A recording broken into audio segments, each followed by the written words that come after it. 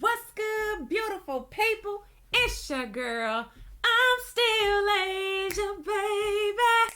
Cause every time I close my eyes, I see you. Welcome back to my channel, ladies and gentlemen. If you are new here, hello, and welcome, okay? Make sure you like, comment, and subscribe. Hit that notification bell so you don't miss any videos from your girl, okay?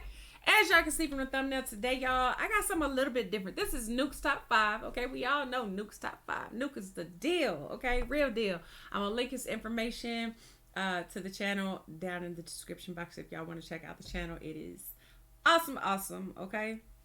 Today, y'all, this is, so Nukes Top 5, the 5 unsolved mysteries caught on tape. And, y'all, I am like a dork when it comes to unsolved mysteries. I literally will sit there and watch every freaking episode. I used to watch that show so much when I was younger. I don't even know why, because I would be like, oh, I wonder if they found him. Oh, I wonder if they caught the person who did it. I wonder, you know what I mean? And then they would never have like good follow-up stories on them. And so I stopped watching it because it would just irritate me, because I never found out what happened to the people. Okay? Never. So I quit watching it. But this one is 5 unsolved mysteries, y'all. I saw this and I was like, oh, kind of just got an itch real quick that I just kind of got to scratch, because I wanted to just see what he was talking about on it, just because it was Nukes Top 5, because you know, y'all, he be having some good stuff. So I ain't finna make this video long, y'all. This video is long enough. So go on and get your popcorn ready, and let's go on and get into this video, y'all. All right, let's do this. Bring y'all over real quick. Let me bring y'all over real quick. Did I do this right? Okay, here we go. Sorry, y'all. Now, let me bring y'all in. All right. Oh, snap. Dang, that sounded like a weight falling, y'all. That was just my phone. My bad. Let's go.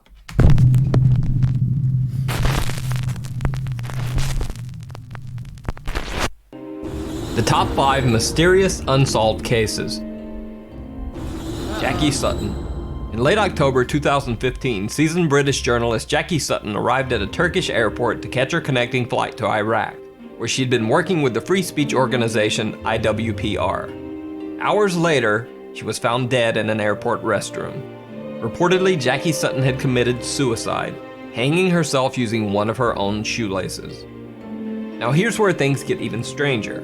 Earlier reports by the Turkish media stated that Jackie Sutton had become very upset after missing her flight to Iraq because she couldn't afford to purchase a new ticket. However, later reports revealed that Sutton could have easily paid for a new ticket. She was found carrying over 2,000 euros and 2 credit cards. Even more suspicious, another security camera clip taken shortly before Jackie Sutton's death shows her carrying what appears to be a shopping bag containing purchases made at the duty-free shop in the airport. Critics have argued that it seems highly unlikely that Jackie Sutton would suddenly decide to do a bit of shopping shortly before committing suicide. Right. So is Jackie Sutton's death a suicide or something more sinister?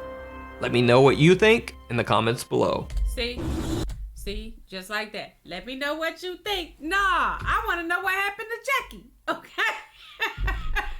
Who did it?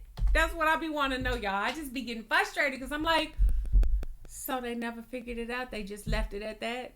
Was that it? That's the end of the story? Okay. Is that all we know? Where's the rest of the information? Or something more sinister?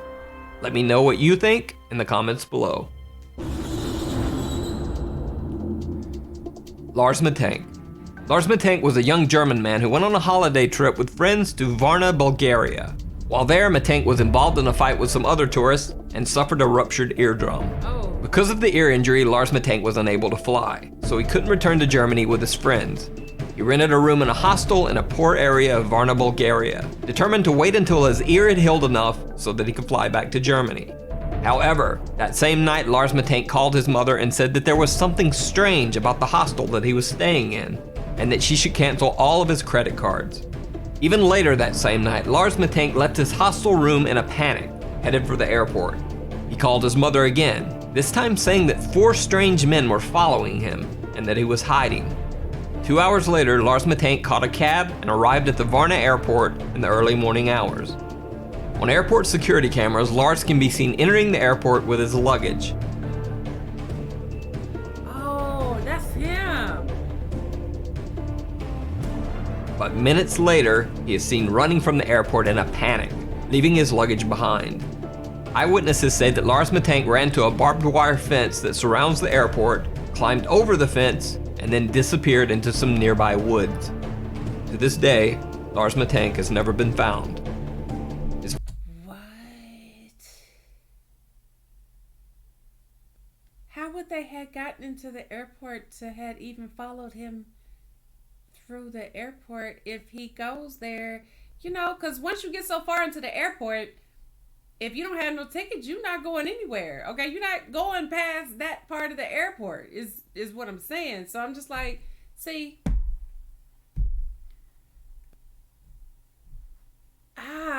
y'all, that story right there, that one's always been intriguing to me. I remember that when he started saying this was the boy that was running through the airport. I remember them showing this on surveillance, y'all. And what was crazy, I just feel like they never figured out like who he was talking about, what he was running from. Like, I was just curious to know, like, where was the rest of the footage to show where he had came from? Like, perhaps that would have been an indicator as to why he was running through the airport, but they never showed that. Why wouldn't they have footage of that at the airport? Y'all know, shoot, you barely can go to the bathroom without there being a camera in the dang stall. Like, you know what I'm saying? It's like that. So I'm just like, where the heck was he at? What was he doing? Why they don't have any surveillance up until that point? Is my question. Why, like, to the point of him turning around and running from wherever he came from, where's the footage of that part? Woods. To this day, Lars Matank has never been found. His family asked that anyone with any info as to his current location contact them via their website or Facebook page. Brian Schaeffer. One of the strangest disappearances on record is that of Brian Schaeffer, an Ohio State medical student. On March 31st, 2006, Brian Schaeffer decided to go out for a night on the town with some of his college friends. They met at the Ugly Tuna Saloona, an upstairs bar at Ohio State's South Campus. Brian can be seen arriving at the bar with his two friends. They're smiling and laughing as they exit the escalator to the second floor bar. Around 10 p.m., Brian called his longtime girlfriend, with whom he had planned a spring break getaway to Miami a few days later. Brian told her that he loved her and would see her soon. Brian's girlfriend said that the call was nothing out of the ordinary. Later, Brian Schaeffer is seen again on security camera near the escalators, talking to two girls. He seems to say goodbye and then heads back into the bar. Brian Schaeffer was never seen again. Security cameras covering the only exits of the Ugly Tuna Saloona bar do not show Brian Schaeffer ever leaving. The only possible other exit would have been through an area of the bar that was under heavy construction at the time and closed off to the public. However, even if Schaeffer had left through the construction area, there are multiple other security cameras in the bar's vicinity. None of these cameras picked up footage of Brian Schaeffer ever leaving the bar. Wow. It's almost as if Brian Schaeffer disappeared into thin air in the middle of a crowded bar. Ooh, I wonder, like, if he's still in there. Like, I mean, I'm saying that as in, like, okay, if he never left, that means that he would still be there, right? I mean, where else would he go? I wouldn't be insinuating that he is still there alive if it's been that long, but I'm just saying, isn't that just, you know, did they search the bar? Did they get dogs? Did anybody call, you know what I'm saying, a search squad? Was anybody looking for, I mean, y'all, what? Thin air in the middle of a crowded bar. Golly. Alan Jell. On the evening of February 23, 2014, Alan Jell took a strange trip through Cornwall, England. Captured by surveillance cameras, Jell spent his evening wandering the streets of several different cities for hours. He was seen in Wadebridge, then traveled by bus to Truro, then on to Nukes, then back to Perranporth. No one knows why Alan Jell took this strange trip, or what he was doing wandering the streets of 4 different cities all night. The next morning, the dead body of Alan Jell was found washed up on the shore of Perranporth Beach. Jell was naked except for 1 sock and 1 shoe. But the story gets even stranger. Alan Jell's other sock was found wadded up inside his mouth, wrapped in the cord of a pair of earbud-type headphones. Near his body was a black jacket containing a wallet with 95 British pounds, but his bank cards, credit cards, and ID were missing. However, the wallet contained a single bizarre picture: Alan Jell as a child. Even stranger, the jacket the wallet was found in was not the one that Alan Jell had been wearing on the night of his death. Initially, Alan Jell's death was thought to just be a very strange suicide. Wow. However, an autopsy revealed multiple unexplained injuries to Alan Jell's right hand, chest, and head. Police ruled the death as suspicious. The case still remains unsolved, and no one knows exactly what happened to Alan Jell. I mean, you could probably guess what happened to him if he washed up from some type of water source. Okay, we can guess. But I'm just like, damn, especially if he walking around, he walking around all these 4 random cities. Nobody knew why he took this strange trip. And then you wash it, like, wouldn't you stick out like a sore thumb walking around looking like that in the middle of the night in these little random cities in the middle of nowhere? And you... Case still remains unsolved, and no one knows exactly what happened to Alan Jell. The Jameson family. One of the most bizarre disappearances in recent history is that of the Jameson family of Eufaula, Oklahoma. Pastor Gary Brandon claims that the Jamesons told him that their home was haunted by angry spirits. The Jamesons said that they had made contact with the spirits of a dead family in their house, and that their 6-year-old daughter Madison often talked to the ghost family's child. Oh, no. The Jamesons said that 2 of the ghosts were called Emily and Michael. Oh no. If they got names, they don't need to be here. Okay? We don't need to be here either, okay? If Emily and James and John and Sue. Okay, I don't need to know none of their names, y'all. I don't even know. Why would you even try to make contact with your... I wish Kelly would come tell me that she talking to some imaginary ghost, y'all. I wish she would. I don't care. What? Oh no. No. We got to go. We got to go right now. Family in their house, and that their 6-year-old daughter Madison often talked to the ghost family's child.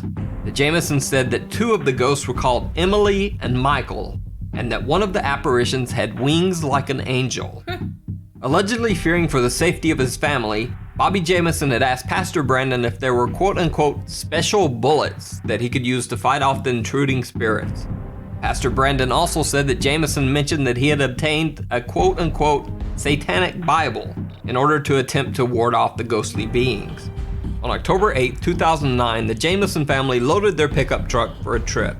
They can be seen on their own front yard security camera moving things from their house to their truck. Bizarrely, the family seems to be in some sort of daze or trance-like state, making dozens of trips back and forth from the house to the truck, but never talking to each other once. After loading the truck, the Jamesons pulled out of the driveway and were never seen alive again. 8 days later, the Jamesons' pickup truck was found by the side of the road. Locked inside the truck were the Jamesons' wallets and IDs, their cell phones, and $32,000 cash. Also locked inside the truck was the family's small dog, which was nearly dead from starvation. Aww. A massive statewide search was launched for the family over the next 8 months, but nothing was found. Multiple theories were circulated. One that Bobby and Sherilyn Jameson had been meth users and had been involved in a meth deal gone bad. This theory would also explain their trance-like state in the final video of the family. However, absolutely no evidence of drug use was found when police searched the Jameson family home. 4 years after the Jameson family's disappearance, deer hunters stumbled across some skeletal remains in a remote area of the Eufaula Mountains, less than 3 miles from where the Jamesons' truck had been found. The bodies were forensically identified as the remains of the Jameson family. However, the bodies were so badly decomposed that no cause of death could be determined. The The reason for the Jameson family's strange behavior and the cause of their death remains a mystery to this day. That's crazy. Wow. How would they, who the heck would be out there? Okay? Who's gonna be out there? Cause I'm gonna tell you, you're not gonna see me. Okay? I'm the last person that you're gonna come across out there. I'm just saying, what, y'all? Wow. And so I'm assuming and the baby too then, if that's the case. He didn't say that particular, he said the family, so I'm assuming all of them. Because otherwise I would think he would say husband and wife and then the family dog too. Poor puppy. Y'all, this is sad. Y'all hate, see. Can you imagine not ever getting any type of closure behind stuff like this, y'all? That I feel like is probably like, that's just the absolute worst thing that could ever happen to anybody's family, y'all. I just would be devastated. Especially just not ever finding out any answers, not getting any answers, not anything. Nothing. Okay? But man, it's unfortunate. That's just how it goes sometimes, but it's not fair. It's totally not fair, especially to the family. So if y'all enjoyed this video, be sure y'all give me a big thumbs up. Like, comment, and subscribe. Hit that notification bell so you don't miss any videos from your girl. And if ain't nobody told you, I love you. And I'm going to see y'all in the next video, y'all. Bye, y'all. Mwah.